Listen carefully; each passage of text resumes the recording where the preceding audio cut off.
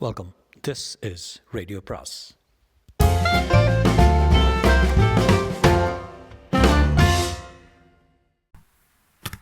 அனைவருக்கும் முன்பு வணக்கம். ராக்கி ரங்கராஜனின் தாரகை அத்தியாயம் 65.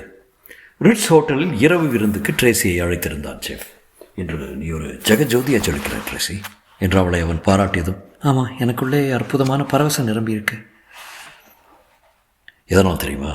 நான் உன்னோட இருப்பதால் தானே. அடுத்த வாரம் நான் பார்சலோனாவுக்கு போகிறேன். அருமையான ஊர். நீ என்னோட வாயேன்.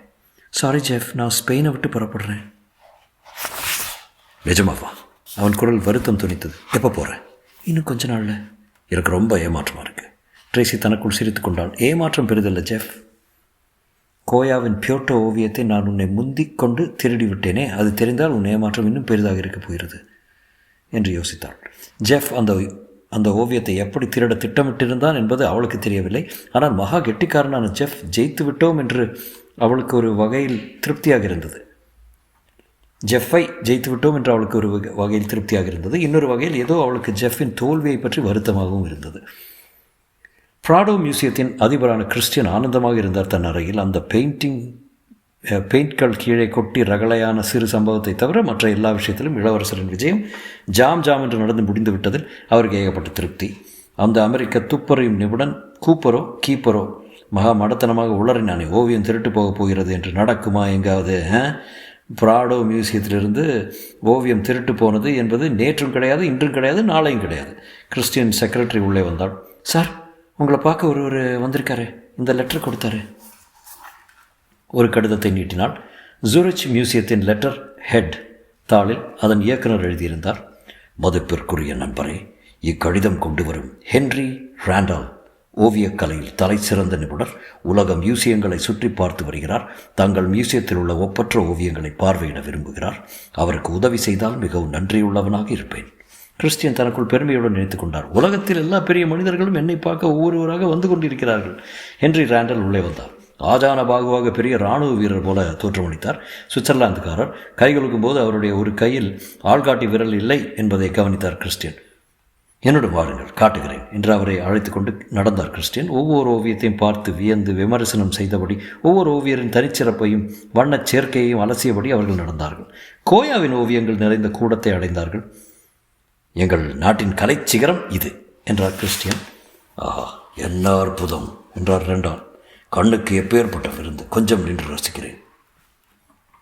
அருமை, அடாடா, என்ன அழகு சொல்லிக்கொண்டே சென்ற ராண்டல் கோயாவின் பியோர்டோ ஓவியத்தை பார்த்தார். என்ன தத்ரூபமான போலி என்று சொன்னவாறு அதை கடந்தார். சட்டென்று அவர் கையை பிடித்தார் கிறிஸ்டியன். என்ன என்ன சொல்கிறீர்கள்? தத்ரூபமான போலி என்றேன். கிறிஸ்டியன் ரோஷத்துடன், மிஸ்டர், நீங்கள் பேசுவது ரொம்ப தப்பு என்றார். நான் சரியாய்த்தான் சொல்கிறேன். இல்லை, நீங்கள் சொல்வது தப்பு தான். இது கோயாவே வரைந்த மிக அசலான ஓவியம். அதற்குண்டான ஆதாரமெல்லாம் வாங்கி வைத்திருக்கிறோமாக்கும். ராண்டால் பியோர்டோ ஓவியத்தை இன்னும் நெருங்கி கூர்ந்து பார்த்தார். உங்கள் ஆதாரம் எல்லாமே போலிதான். இந்த ஓவியத்தை வரைந்தவன் கோயாவின் சிஷ்யனான லூக்கஸ் என்பவன். உங்களுக்கே தெரிந்திருக்குமே. அந்த லூக்கஸ் கோயாவின் பெயரில் நூற்றுக்கணக்கான போலி ஓவியங்களை வரைந்து வெளியிட்டிருக்கிறான். அது தெரியும், ஆனால் இது அதில் ஒன்றல்ல. ராண்டல் தோலை குலுக்கி கொண்டார். நல்லது, நீங்கள் அப்படி அபிப்பிராயப்பட்டால் நான் என்ன செய்ய முடியும் என்று சொல்லிவிட்டு மேலே நடந்தார். ஆனால் கிறிஸ்டியனுக்கு உதறல் எடுத்தது. இந்த ஓவியத்தை நானே நேரடியாக வாங்கினேன். எல்லா விதமான டெஸ்ட்டுகளும் செய்து பார்த்துவிட்டு தான் வாங்கினேன். அசல் கோயாவின் ஓவியம் இல்லை என்று நான் சொல்லவில்லையே என்றார் ராண்டல்.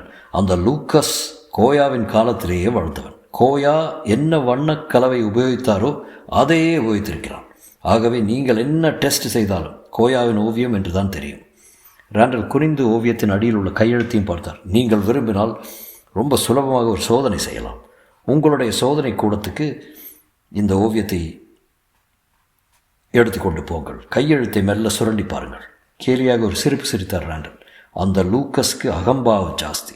தான் வரைந்த ஓவியங்களில் லூக்கஸ் என்று தன் சொந்த கையெழுத்தை தான் அவன் போட்டுக்கொள்வான்.